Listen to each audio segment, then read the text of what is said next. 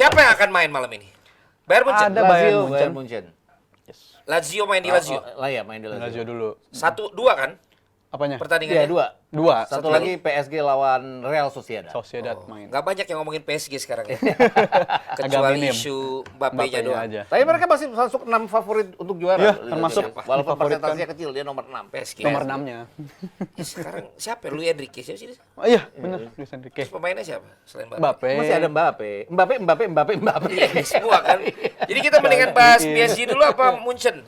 Munchen menarik, Bang. Munchen menarik. Munchen menarik karena baru saja dibilang kesialan Harry Kane Iya, terjadi. merasuk ya, apalagi setelah kekalahan atas Xabi Alonso tim di Leverkusen. Berpengaruh nggak kekalahan Iya, itu dengan yang akan mereka hadapi? Kalau menurut gue berpengaruh apa enggak, bagi gue pribadi enggak. Karena itu ketika mereka berhadapan dengan Leverkusen, menurut gue itu emang elemen of surprise. Dia dikejutkan betapa berkualitasnya Tapi tim keserang Leverkusen. Iya, itu bukti kalau betapa Harry Kane nggak ada berkualitasnya. created chances loh. Diobok-obok istilahnya lah. Ini betapa berkualitasnya Leverkusen. Cie, menurut pakai gue. istilahnya Justin biasanya Pinjam. selalu Apa- debat apa- tuh. apa Ternyata istilahnya? lo Diobok-obok. ini ya, apa tuh hate love relationship lo. Relationship-nya begitu. Kayak lu. gitu. Jadi menurut gue itu nggak akan Cakar-cakar berpengaruh. aja lo ngomongnya, jangan diobok-obok. Ih, cakar-cakar istilah juga tuh bisa tuh.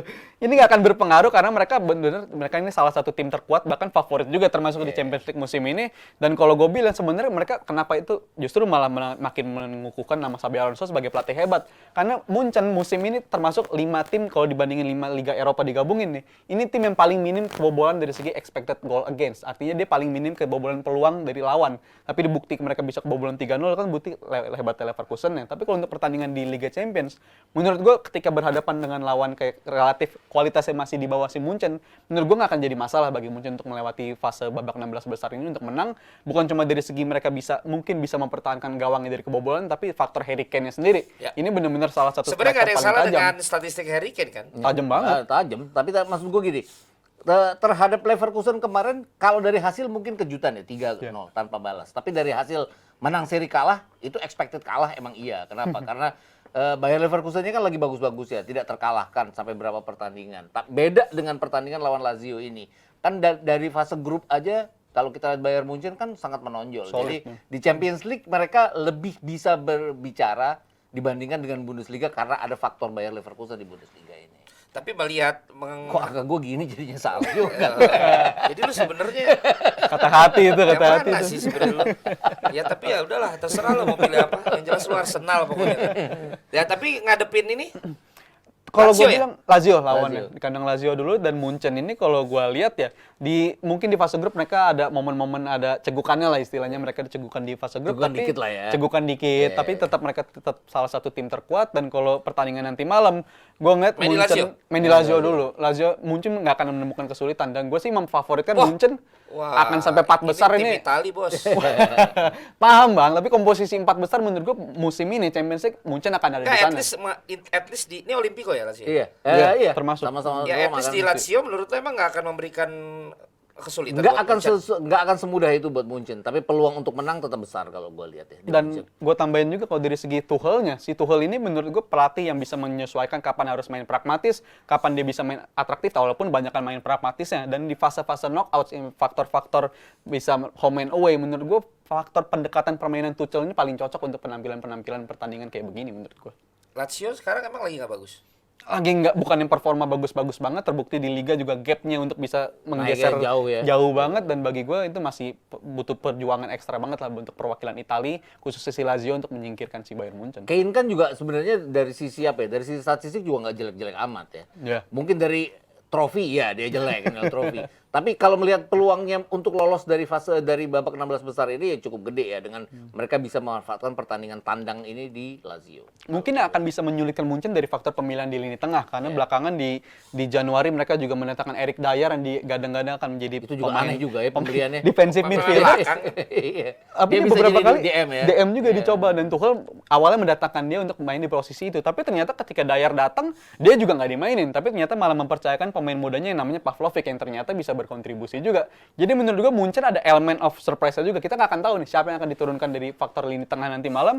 Dan menurut gue itu bukannya malah merugikan, tapi justru menguntungkan. Bikin lawan menebak-nebak faktor pendekatan apa sih yang bakal dimainin sama si Tuchel dengan si Munchennya. Dan kalau gue bilang mereka punya banyak opsi untuk lini tengah tersebut. Kalaupun menang lebih dari 1 gol apa enggak? Menurut gue cukup lah, solid 2-0 itu pun tetap bisa make Gue nggak terlalu yakin akan margin 2 gol ya, tapi margin 1 gol dengan dua tim bikin gol kalau gue lihat. Tapi tetap marginnya lebih dari 1 gol. Iya, 1 gol. Oh, margin lu 1 gol, dua-duanya ada nyetak gol. Kalau lu marginnya pas 2 gol. 2 gol unggul Wah, Munchen. ini pas nih. Kalau dari mereka dia mah selalu 2. Lu selalu 1-1. Kan dua tim cetak gol, berarti ada satu yang 1 gol. Oh gitu. Bisa gitu ya. Gue berharap 3 gol deh kalau nggak disebut-sebut dari tiganya. Ya udah, kalau gitu kita menuju ke PSG.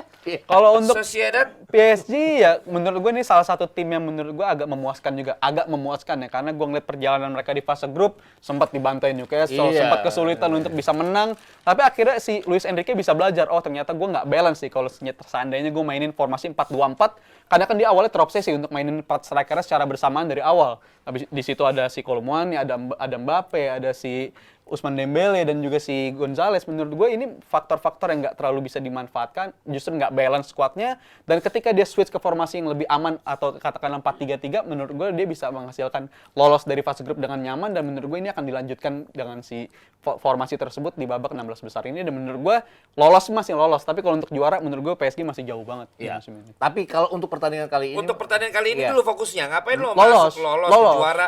Masih Bukan lolos. lolos sih, baru first menang leg. 16 besar. menang kalau gue Menang. bilang di pertandingan kali ini. Mungkin mereka jadi runner up grup, mereka berhadapan dengan juara grup. Kan biasanya akan tidak diuntungkan yang second leg-nya akan main di kandang lawan. Iya. Tapi untuk pertandingan kali ini gua rasa dengan berhadapan dengan Real Sociedad agak diuntungkan bahwa mereka menjamu Sociedad terlebih dahulu. Mereka bisa colong 3 angka di sini. Mungkin dengan margin gol yang lebih dari 1 yang Ya. bisa bikin mereka punya peluang untuk lolos ke perempat final. Ya, sementara itu kita lihat di sini ya. Oh, nggak usah. Beda topik ya. Beda topik. Ya berarti ini kalau lu berdua sepakat baik Munchen maupun PSG ini nggak akan ada kesulitan malam ini. Nggak akan Gol ada malah kejutan. gua bilangnya. Nggak ada kejutan. Kenapa dia selalu nyebutnya tuh Ada duanya, ada duanya. Soalnya kalau gue nyebut yang satu lagi ketinggian marginnya. gimana sih? Kalau yang satu lagi kerendahan. Jadi kan lu ketahuan lu arahnya kemana. Sociedad gimana ya? Nggak terpantau juga sih. Juara Nggak tahu. grup tapi ya Lu sebenarnya. Iya. Pantau Sociedad nggak? Gue cukup mantau, tapi belakangan dia ada Lu sukanya kesulitan mantau lah. pakai susu atau pakai kari? Beda. Oh, untuk Sociedad mereka sebenarnya punya kemampuan untuk menimbulkan permainan yang menurut gua agak alot gitu. Mereka juga ngegolin, mereka juga nggak kebobolan. Mereka beberapa kali melakukan itu di musim ini. Tapi kalau untuk pertandingan nanti malam ketika berhadapan dengan kelompok kualitas lini depan PSG yang sebenarnya di atas kertas bagus-bagus banget kualitasnya, menurut gua mereka tetap akan kebobolan sih. Walaupun mereka beberapa kali musim ini tetap bisa tampil solid, tapi kalau untuk lawan kualitas Sociedad. PSG, iya si Sociedad itu solid, tapi kalau untuk lawan PSG menurut gua kurang. Oh, kalau ini solid nih. Solid. Wah, akhirnya kesebut. Ya, kalau ini solid, kadang solid, kadang perubahan. Kalau ini selalu berkelanjutan, angka nggak jauh-jauh dari Konsisten. 2. Emang dah masing-masing apa-apa bisa dijadiin kode. Bisa sekarang. Cocok loginya. Bisa sekarang. Ini berapa selisih gol kalau menang si PSG? Wah, lagi-lagi gue bilang karena sering alot 1 atau 2 gol menurut gue akan yang terjadi di Tuh, pertandingan dia kayak juga begini. nyebut angka yang sama. Oh, dia 1 atau Ke bawah 2 nih, ya? ke bawah ini. Dia kan. 1 atau 2 ya? 1 atau 2. Kalau lu? Iya 2 gue. Oh, lu tetap 2. Harus 2 buat PSG karena akan berat di Sociedad Wah. nanti. Nggak ada Harus. 1 dan 3-nya kalau ini. Harus banget ya 2. Ya udahlah kalau begitu kita akan masih punya 12 menit waktu yang tersisa atau sekitar 10 menit nanti untuk kembali gue bergabung bersama dengan Yuda dan juga Popon Kerok untuk kita mengupdate hasil terakhir ataupun juga hasil terupdate dari Quick Count yang kami selenggarakan bekerjasama dengan lembaga survei Kedai Kopi. Mas kita makasih. Sama-sama. Udah dadakan Yap. diminta untuk cross juga ke DPI.